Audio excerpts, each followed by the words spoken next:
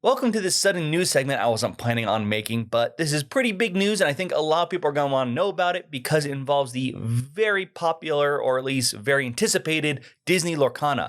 A lot of people are very excited about this card game, and I know a bunch are planning to hope and pick it up at Gen Con. That may no longer be the case, because it turns out Upper Deck is suing Ravensburger and game designer Ryan Miller for stealing their intellectual property in game design for a card game they had in the works called Rush of Ichor in order to make Lorcana. Now, this was just announced today. Upper Deck put out a small thing basically saying we are suing them. Didn't say much else about that. But luckily, as with any kind of public information, they had to put out a court filing saying why they are suing Ravensburger and Miller. And thanks to, I'm sorry, I need to pull out my phone. I wasn't even ready for this.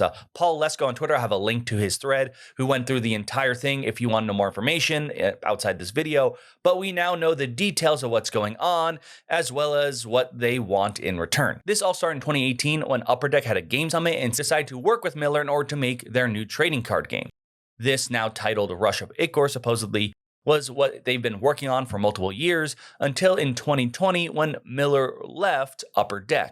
And that was when he began working with Ravensburger. Now, according to Upper Deck, he still had access to the IP and used it to help make Disney's Lorcana, which, according to Ravensburger, when they first announced Lorcana back in 2022, that they had been working for it for about 2.5 years, which does line up around the time that Miller left Upper Deck and joined them. Now, the card game Rush of Ichor's name and stuff, I believe it was only trademarked this year, which is a little bit curious, but all this came ahead when we've only recently learned the actual game mechanics and details of Lorcana, and that's when Upper Deck read them and saw them and said, this is our game. They then go into detail how the two are very similar, stating that in Rush of Ichor, you summon a champion, you compete in raids in order to mount attacks to stop enemy raids, and then retrieve gems, where in Lorcana, you are able to summon characters, engage in quests, stop opponents from completing quests in order to gain lore.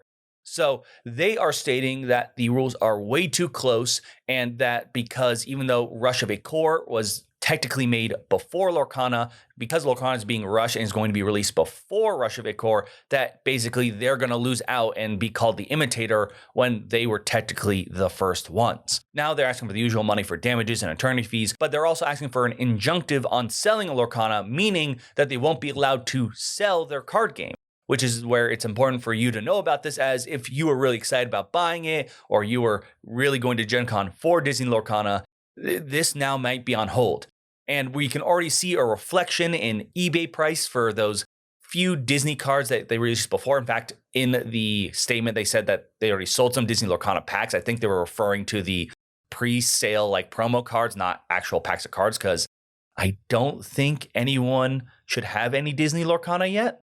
But those prices are huge now because I think a lot of people are speculating this will not end well. All this is just so crazy. I mean, Disney Lorcana was definitely going to be one of the top 3 biggest items at Gen Con. I thought it was going to be that, the Ticket to Ride, and Earth there.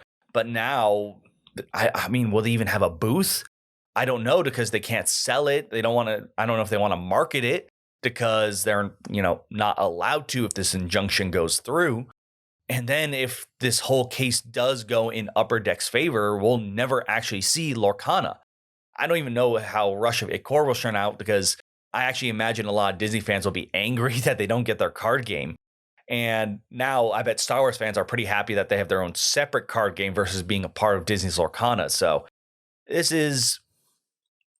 very curious to see how this all turns out.